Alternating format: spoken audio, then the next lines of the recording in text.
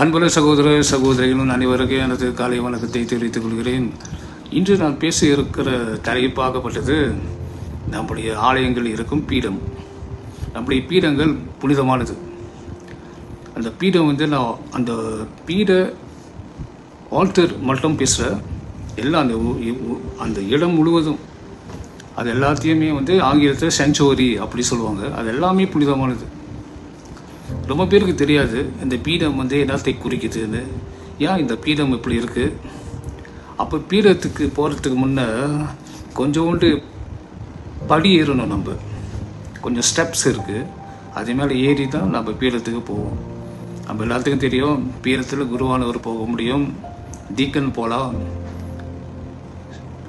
பூசை பணியாளர்கள் போகலாம், கம்யூனியன் மினிஸ்டர்ஸ் போகலாம், வாசகம் படிக்கும் இடத்திற்கு போகலாம். மற்றபடி யாரும் போக முடியாது, போகக்கூடாது. இதுக்கு தெரியணும் என்னத்தினால இந்த பீடம் எப்படி அமைக்கப்பட்டது. நம்ம கத்தோலிக்க சர்ச் ஆலயங்களை தான் சொல்கிறோம். ஆகவே நாம் சொல்கிறேன், இந்த பீடம் என்னதுன்னா கல்வாரி மலை. திருப்பலி என்னது? கல்வாரி பலி. அந்த ஆல்டரில் இயேசு பலியாகிறார் ஒவ்வொரு திருப்பலியிலும்.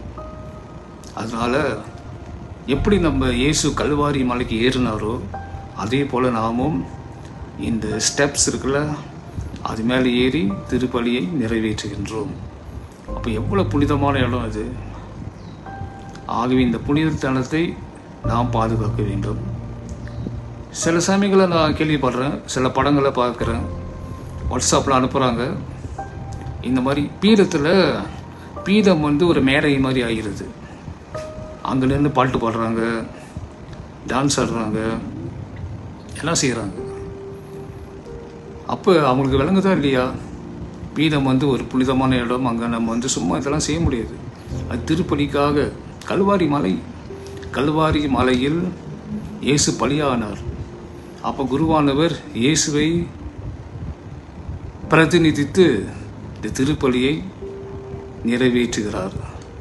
ஆகிய அன்பு சகோதர சகோதரர்களே, இந்த பீடத்தை போய் அது மேலே சாஞ்சிக்கிட்டு கையை வச்சுக்கிட்டு அப்போ அது மேலே அது பக்கத்தில் போய் நின்றுக்கிட்டு இதெல்லாம் நம்ம செய்யக்கூடாது. அதனுடைய புனிதத்தன்மையை நாம் பாதுகாக்க வேண்டும். இப்போ இதற்காக நாம் மன்றாடுவோம். ஆண்டவர் நம் அனைவரையும் ஆசீர்வதிப்பாராக. ஆமீன்.